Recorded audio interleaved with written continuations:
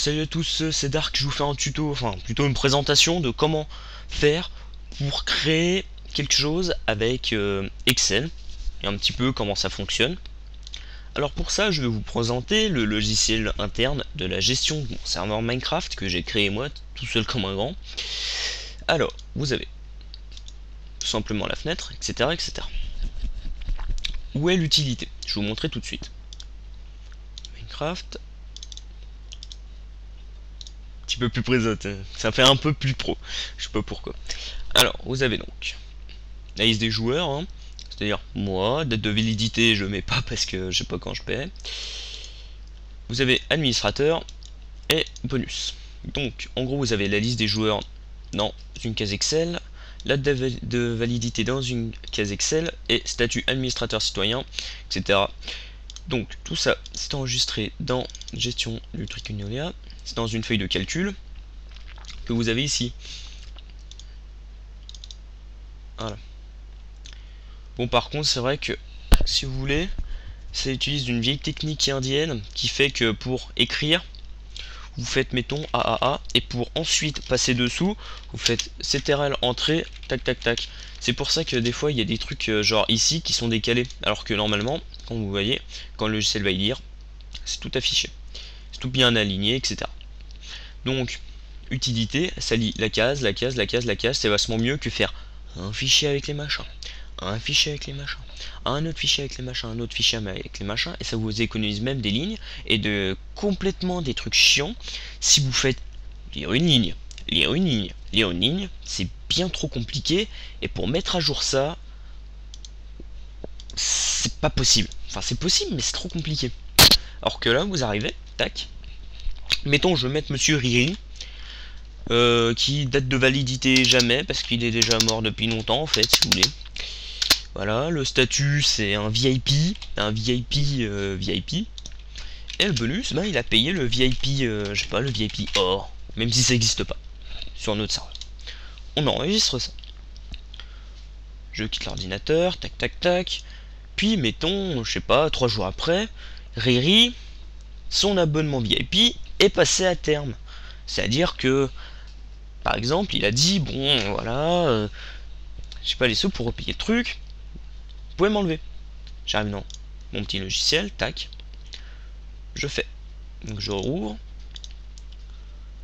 Voilà, donc on va chercher joueur Riri, on dégage. Parce qu'il veut plus, il peut plus jouer. Enfin, il veut plus jouer, ouais, tout à fait. Donc, plus de date de validité, parce qu'il est passé. Statut, lui il a plus VIP, et bonus il a plus VIP. Par contre, on peut noter que si par exemple on sait qu'il a payé à un moment le bonus VIP, on peut très bien laisser le joueur Riri, la date de validité plus abonné, statut ancien VIP et bonus aucun, parce qu'il a plus aucun bonus en état de marche. On fait enregistrer, tac, on revient. Puis mettons, je relance le logiciel pour vous montrer. Voilà, donc ça marche totalement. Après, vous pouvez mettre tout ce que vous voulez, hein. Après, c'est votre logiciel. Enfin, je sais que moi j'ai fait un truc comme ça, même si après je change un peu d'autres trucs. Donc vous avez votre date de validité, joueur, date de validité, statut, bonus. Maintenant, je vais juste vous montrer comment ça marche. C'est vraiment, mais sérieux, il n'y a pas... Je sais pas, c'est vachement, oui. C'est vachement, ting, très français. Donc, c'est très, enfin, simple. Alors, vous avez tout ça. C'est simple.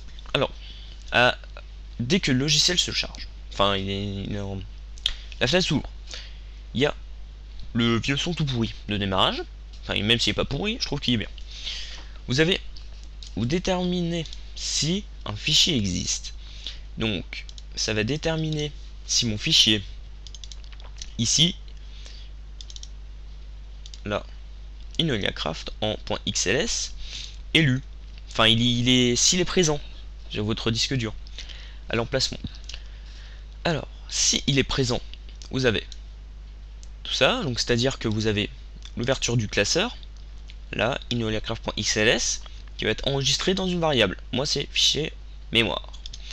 Vous avez l'obtention, donc dans le lecteur, enfin, c'est-à-dire que le classeur va être enregistré sur votre ordinateur, il va être mis en mémoire. C'est-à-dire que, en gros, vous allez pouvoir directement travailler dessus. Et votre fichier de base ne changera pas. Donc là, vous avez la variable, donc fichier mémoire, c'est où est enregistré le classeur. Vous avez l'emplacement de la cellule, et la variable recevant la valeur, c'est celle de joueur. Ensuite, vous avez exactement la même chose, sauf pour la dernière variable. Par exemple, là, je crois que c'est... Enfin bref, 3 fois pour les 4 cases. Vous avez les modifications propriétés, donc vous les avez obtenues. Maintenant, il faut les écrire dans les rich text box. Vous utilisez votre rich text box, hop, vous arrivez, propriété tranquillement, texte, vous arrivez, nouvelle valeur de la propriété, pam, vous mettez la variable. Donc, ça a été enregistré dans joueur, vous mettez variable joueur. Et ensuite, vous avez une fermeture du classeur Excel, donc fichier mémoire, ça va être fermé. Mais ça sera pas enregistré là. Là, c'est juste de la lecture, si vous voulez. Parce que, comme ça, l'avantage d'enlever ça de la mémoire, c'est que ça va vous en libérer un tout petit peu. Bon, je dis pas énormément, mais si vous avez des gros classeurs bien lourds, en principe, ça devrait avoir un petit peu d'effet. Genre 1 méga. Ou 2. Ce qui est déjà pas mal. Bref. Vous arrivez ici. Tac, bouton 1 clic, c'est celui-là. Comme vous pouvez le voir là. Donc, éditeur de fonction, on arrive tranquillement.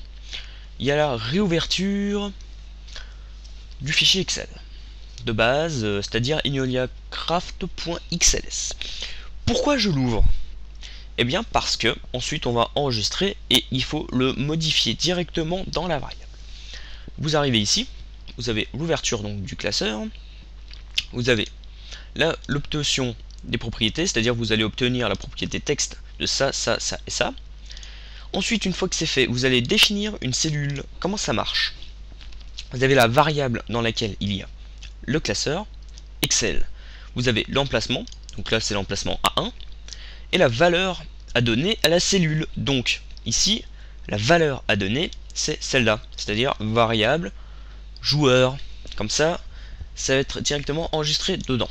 Ensuite, vous avez ça pour les 4 cases, et ensuite là, vous avez enregistré un classeur Excel. Donc, on va faire un truc extrêmement simple, c'est qu'ici, vous avez la variable qui possède justement le classeur Excel en mémoire, et donc vous enregistrez ça, le fichier à son emplacement d'ouverture. Comme ça, c'est beaucoup plus simple que faire. Voilà, c'est bon, j'ai enregistré. J'ai plus que 10 trucs pareils à faire. Hop, vous appuyez là, c'est fini. En plus, c'est précoché. Alors, vous avez ça. Comme ça, c'est enregistré. Et ensuite, vous fermez le classeur, toujours pour un souci d'économie de ressources. Donc ça, en gros, c'est la présentation rapide de comment faire pour que ça marche. Pour comment faire pour... c'est-à-dire pour que ça marche, pour qu'on voie vraiment comment utiliser un petit peu la base d'Excel. C'est-à-dire, mais c'est vraiment... Ça, c'est... Je vais vous dire, regardez la liste de tout ce qu'il y a à faire. Vous avez ça. J'ai utilisé supprimer une feuille d'un classeur. Enfin, même pas, je n'ai même pas fait ça. J'ai fait fermer un classeur, enregistrer un classeur, ouvrir un classeur, obtenir, définir. Voilà. 4 ou 5 trucs. Et ça suffit déjà à faire. Je veux dire, ça vous arrange la vie plutôt que d'avoir... Regarde, non mais regardez. Regardez. J'avais ça avant. Un vieux truc de texte. Ça contre ça.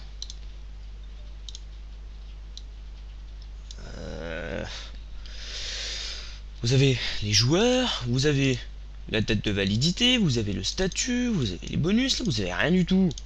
En plus c'est vachement chiant à modifier. Ah, je crois qu'il y a un truc en trop, machin. Non, là c'est vachement plus simple. Sur ce, en expérience ça vous a plu.